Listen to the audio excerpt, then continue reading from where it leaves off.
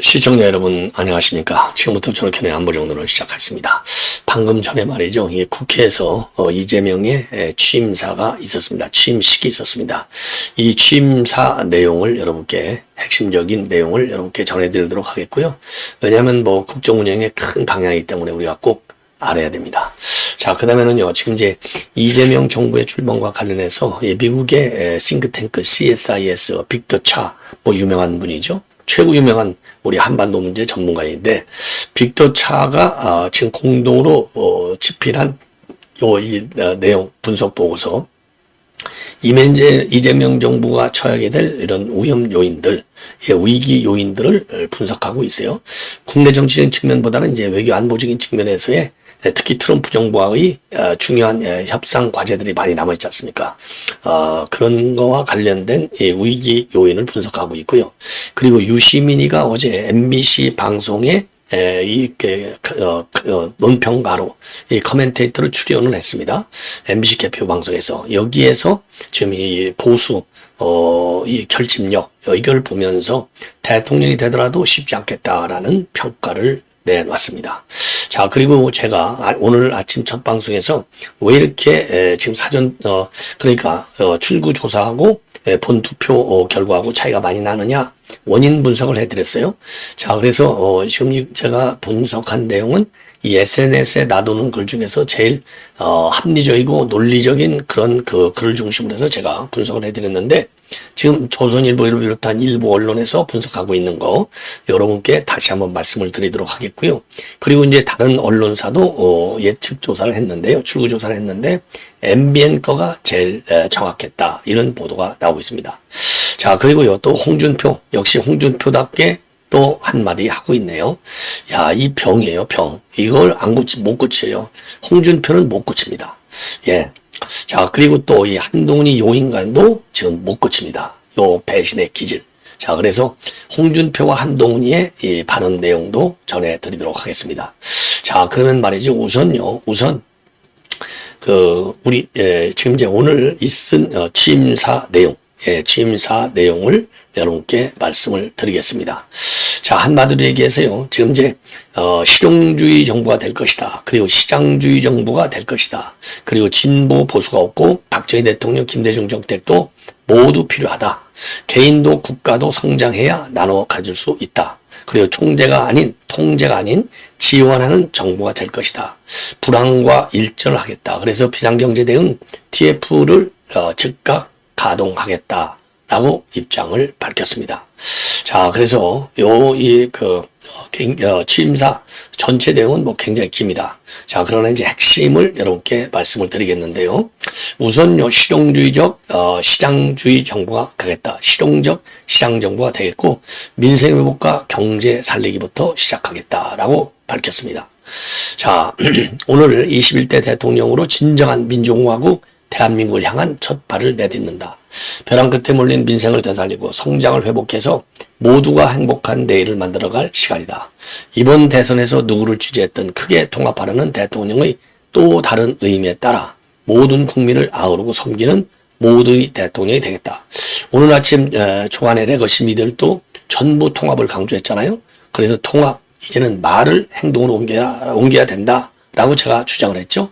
예, 일단 기대를 한번 해보죠. 그리고 낡은 인형은 이제 역사의 박물관으로 보내자. 예, 이제부터 진보의 문제는 없다. 이제부터 보수의 문제도 없다. 오직 국민의 문제, 대한민국의 문제만 있을 뿐이다. 박정희 정책도 김대중 정책도 필요하고 유용하면 구별 없이 쓰겠다. 이재명 정부는 실용적 시장주의 정부가 될 것이다. 통제하고 관리하는 정부가 아니라 지원하고 격려하는 정부가 되겠다. 이제 출범하는 민주당 정권 이재명 정부는 정의로운 통합정부, 유용한 실용정부가 될 것이다. 창의적이고 능동적인 기업 활동을 보장하기 위해 규제는 네거티브 중심으로 변경하겠다. 기업인들이 자유롭게 창업하고 성장하며 세계 시장에서 경쟁할 수 있도록 든든하게 뒷받침하겠다.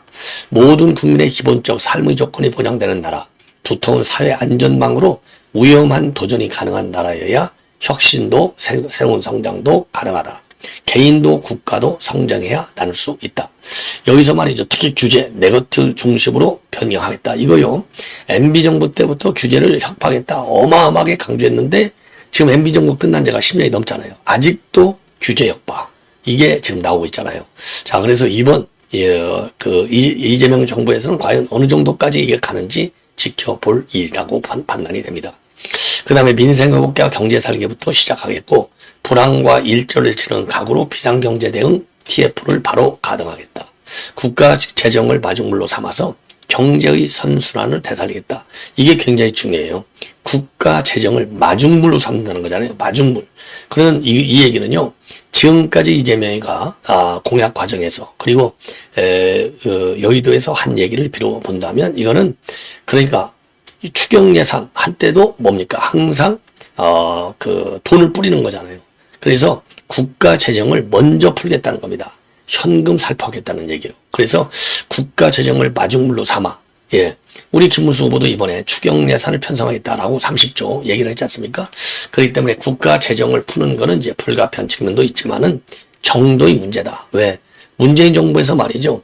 5년 만에 부채가 400조가 늘어난 거. 그래서 국가의 재정 건전성에 바탕이 뿌리채 흔들린 거. 이거를 이재명 정부는 명심해야 합니다. 그리고 이제 비상경과 관련해서 국민이 맡긴 총칼로 국민 주권을 빼앗는데라는 이제 다시는 재발해서는 안 된다. 철저한 진상규모로 합당한 책임을 묻고 재발 방지책을 확실하게 마련하겠다. 그리고 외교안보와 관련해서는요. 굳건한 한미동맹을 토대로 한미일 협력을 다지고 주변국 관계도 국익과 실용의 관점에서 접근하겠다. 외교의 지평을 높여 국제적 위상을 높여 대한민국 경제 영토를 확장해 나가겠다. 북한 GDP의 2배에 달하는 국방비와 세계 5위의 군사력에 한미 군사동맹에 기반한 강력한 억지력으로 북핵과 군사 도발에 대비하되 북한과의 소통 창구를 열고 대화 협력을 통해 한반도 평화를 구축하겠다. 요 안보 문제는요, 상당히 지금 우려가 굉장히 많았는데 오늘 이 취임사와 관련해서는 제가 여러분께 항상 주장해온 내용, 동맹과 한미일 협력, 그 다음에 이제 국제적인 위상, 이거 굉장히 제가 강조했지 않습니까? 그 다음에 북핵 억제, 다만 지금 이제 대화 문제를 지금 거론하고 있어요. 윤석열 정부도 대화 당연히 문 열어놨죠. 자, 그래서 요거는요, 우리 보수 진영에서 주장했던 안보의 시각을 상당히 많이 거의 그대로 지금 반영하고 있다는 측면에서 한번 기대해 볼 만한 것이 아닌가. 일단은 스탠스를 이렇게 싹 바꿨다는 거, 그나마 다행이지 않나. 이렇게 판단이 됩니다. 그 다음에요, 그러면서 AI 반도체 같은 첨단 기술 산업에 대한 대대적 투자와 지원, 그리고 기후위기 대응을 위한 재생에너지 중심 사회의 전환을 약속했습니다. 이 재생에너지 이거 굉장히 중요합니다. 원전 문제에 대한 언급이 없는 것이 우려가 됩니다. 원전 문제. 자, 그러면서요, 명실상부한 국민이 주인 나라를 만들겠다.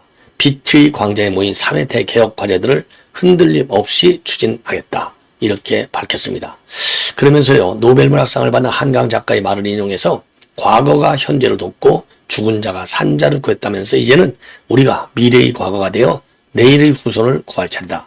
깊고 큰 상처 위에 희망을 꽃피우려 하는 준엄한 명령과 완전히 새로운 나라를 만들라는 그 간절한 염원에 응답하겠다.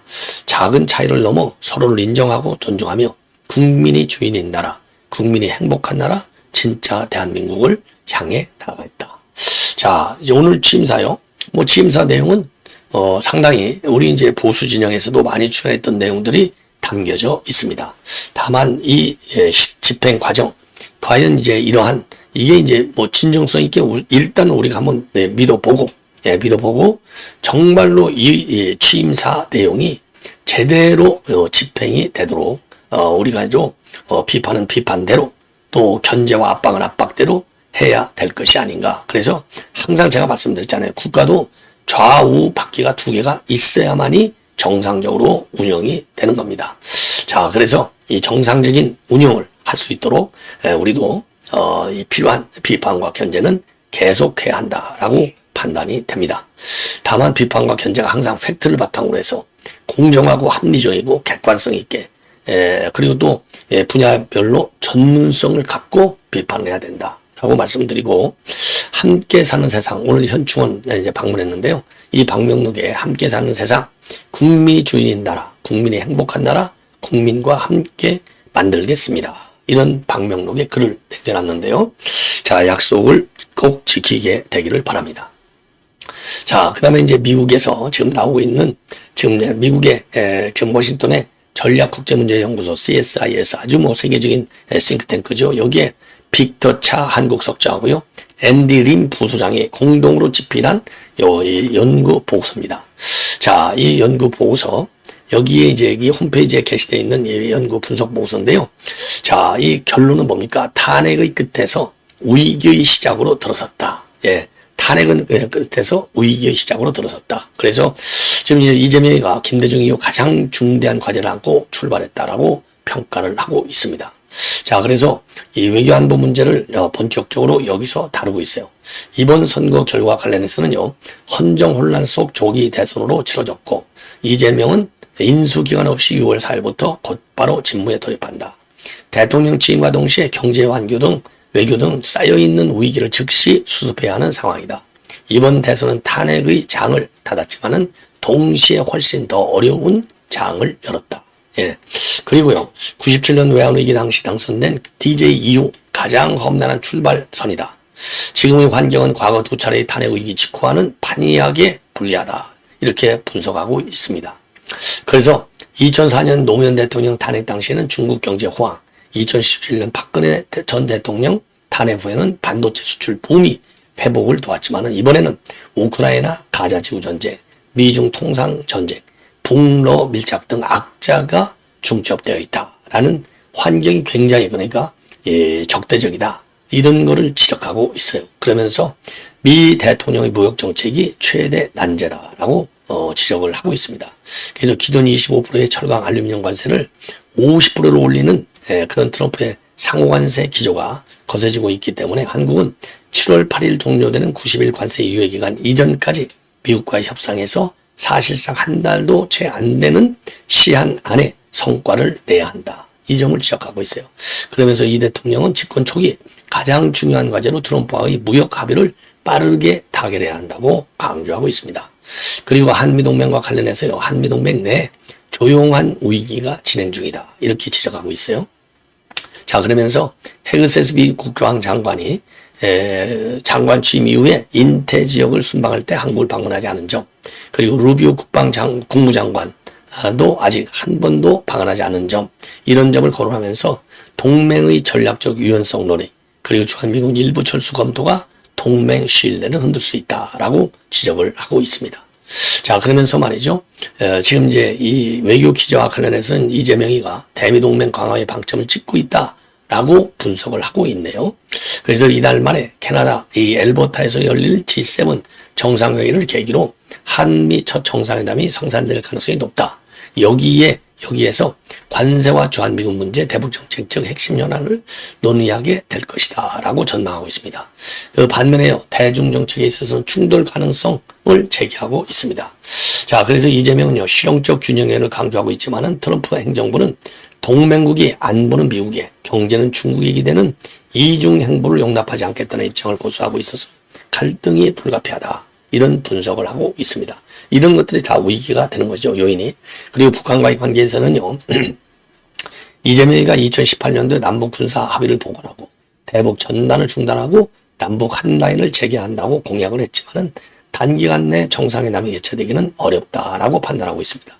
그러면서요, 트럼프가 북한과의 직접 대화를 재개하더라도 한국을 건너뛸 가능성을 배제할 수 없다. 예, 패싱하는 거죠. 한국 패싱. 자, 그러면서요, 이재명은 노동자 인권 변호사이자 자수성가형 정치인으로 한국 현대 정치사에서 보기 드문 배경을 가진 인물이다. 지금 그 어깨 위에는 국내 정치뿐만 아니라 예측 불가능한 국제 질서까지 버텨야 하는 무거운 짐이 놓여 있다. 이렇게 분석을 하고 있습니다. 예. 자, 그 다음에 또 유시민이가 보는, 지금 위기 요인, 예, 대통령 되더라도 쉽지 않겠다라고 지금 평가를 하고 있어요. 자, 그래서 이제 이 MBC 개표 방송에서 한 발언이 지금 언론의 회자가 되고 있습니다. 예. 자, 그래서 국민의힘에서 어마어마한 저항을 할 것 같다. 지금 김문수 후보가 40% 득표를 턱걸이해야 하나 마냐 하는 상황인데 DK를 완벽하게 지켜냈을 뿐만 아니라 PK 지역도 이대로라면 지켜낸다. 그러면서 국민의힘이 한번 해볼 만하다. 이렇게 할 수 있다. 새로운 대통령이 어떻게 할지에 따라서 영향은 좀 있겠으나 기본적으로는 쉽지 않을 것 같다는 생각이 든다.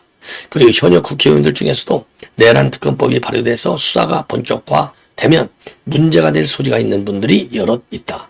그것을 밝혀나가는 과정에서 입건이 되면 야당 탄압으로 규정하고 맞설 가능성이 커진다. 왜냐하면 현역 지역구 의원들의 선거구가 대부분 이번 선거에서도 김문수 후보 강세를 했다는 지역구이기 때문이다. 그러면 버티게 된다. 국민 통합한다고 해놓고 왜 야당 탄압하냐 하며 저항할 가능성이 커진다. 그것을 국민의힘 지도부나 당원들이 문제 있는 사람들만 쳐내고 단절하면 좋겠는데 다 껴안고 갈 확률이 굉장히 높다. 이재명이가 굉장히 어렵겠다라고 전망을 하고 있습니다. 예. 자, 이 정도로 해서요. 지금 여기까지는 말씀을 드렸고, 그다음에요. 지금 이제, 이 홍준표, 그리고 한동훈이 얘기를 전하겠습니다. 홍준표는, 역시 홍준표 다 와요? 쉬지를 못해. 아주 그 입 때문에. 예. 자, 그래서 지금 오늘만 하더라도요, 지금 연속 2개를 내놓고 있습니다. 선거 끝나고 나서, 지금 제 1번 메시지는요, 2번 탄핵당이었지만은 충분히 이길 수 있는 게임이었는데 아쉽게 되었다. 박근혜 탄핵 때 해체되도록 방치하고 새롭게 다시 판을 짜야 했는데 기껏 살려놓으니 온갖 잡동사니들이 3년간 분탕질만 치다가 또다시 이 꼴이 되었다. 병든 숲은 건강한 나무만 이식하고 불태워야 한다. 계속 방치하면 그 산 전체가 병든다. 야, 여기서 말이죠. 기껏 살려놓으니 온갖 잡동사니들. 여기 윤 대통령까지도 다 포함하는 거예요. 온갖 잡동사니들. 역시 홍준표다운 더러운 입이다. 이게 이제 나타난 것이고요. 조금 전에 또 내놓은 2번째 입장문이 되겠습니다. 내가 30년 봉직했던 그 당을 떠난 것은 대선은 아무리 몸부림쳐도 무방할 것으로 보았고 그 당은 병든 숲으로 보았다. 이재명이 집권하면 내란 동조와 후보 교체, 강제 교체 사건으로 정당해산 청구가 될 것으로 보았고 지방선거를 앞두고 그 당은 소멸될 수도 있다고 봤다. 김문수를 통한 마지막 몸부림이 무산된 것은 이준석 탓도 내 탓도 아니다. 니들이 사육에 가득 찬 이익 집단으로 변질되었기 때문에 국민들로부터 외면당하다. 여기서 니들, 아까는 잡동사니 아주 더러운 입입니다. 홍준표 아주 엑세 같은 입이에요. 예, 온갖 추문으로 누명을 씌워 쫓아낸 이준석이 아니던가? 2번의 사기 경선으로 나라를 밀어낸 것도 니들이 아니던가? 아이스에이지가 올 거라고 말한 것도 그것 때문이다. 아주 세상과 소통하지 않고 노년층과 뜰딱 유튜브에만 의존하는 그 이익 집단은 미래가 없다. 자, 여기서 노년층. 아니, 지는 노년층 아닌가요? 지 주제. 유튜브. 야, 뜰딱 유튜브. 야, 지는 유튜브 안 하나요? 이런 모든 것을 남 탓으로 돌리고 있는 요 홍준표를 보면 가증스럽게 짝이 없다라고 볼 수밖에 없네요. 예. 자, 그리고요, 조선일보에서 지금 이 보도하고 있는 왜 샤이보수가 이렇게 이번에 그 출구조사가 달라졌느냐, 출구조사의 정확성이 떨어졌느냐, 예, 여러분들께 이미 말씀을 드렸잖아요. 자, 그런데 제가 첫 방송에서 여러분께 보여드린 이 내용하고요 거의 비슷합니다. 자, 이 대선 투표 결과는 이재명이가 49.42, 그리고 김문수, 이준석이 합치면 49.49%. 그래서 1,700만 표를 얻었고요. 그리고 이제 우리 쪽에서는 그러니까 이재명이는 287만 513표. 그리고 지금 김문수하고 이준석이는 313만 162표. 그래서 25,649표를 더 얻은 거가 되는 겁니다. 예. 그리고 이거, 자, 48.9, 41.93, 이준석이가 8.09. 이게 뭐 지역별로 쭉 나와 있는데, 이건 나중에 이제 또 참고적으로 보여드리기로 하고요. 이거 지금 봐봐야 뭐 하겠습니까? 그런데 이것만큼은 그러니까, 자, 서울의 경우에 이재명과, 그 다음에 김문수가 45.7대 43.6, 경기는 51.7대 38.7, 강원은 지금 우리 김문수가 이겼습니다. 47대 43. 충북은 또 민주당이 이겼어요. 47대 43. 인천은 민주당이 이겼습니다. 50대 39. 경북은 TK 여기 66대 25로 김문수 압도. 호남은 호남에서 말이죠. 충남에서 민주당이 이겼어요. 이재명 47대 43. 대구에서 우리 김문수가 67대 이재명 23. 세종은 이재명이가 55 그리고 김문수가 33. 울산 42대 47. 울산에서 우리가 좀 표가 덜 나왔어요. 대전은 이재명이가 48, 김문수가 41. 그리고 경남의 경우에 경남 김문수가 52, 그리고 이재명이가 39. 전부의 경우에는요, 이재명이가 52, 김문수가 10. 82입니다. 82%. 그리고 부산의 경우에는 이재명이가 40%, 그리고 김문수가 41%가 됩니다. 51%, 김문수 51. 광주, 압도적이에요. 이재명이가 84, 김문수 8. 전남, 압도적입니다. 이재명 86, 그 다음에 김문수 8.6. 제주, 이재명이 54.8, 김문수 34.8. 자, 그러니까 말이죠. 지금 완전히 TK, PK 지역을 빼놓고, 우리 이제 김문수 후보가 말이죠. 그리고 이제 강원도에서 그 아주 근소한 차이로 리드하고 있는 거. TK하고 강원 지역을 빼놓고서는요, 우리가 전부 패했어요. 어마어마한 현상이다. 이렇게 보여집니다. 자, 그러면 왜 이렇게 지금 투표 결과가 이렇게 차이가 났느냐? 이미 말씀드린 것과 마찬가지로요. 우선 제일 큰 거는 사전투표가 반영이 안 됐다. 사전투표 참여율이 34.74%.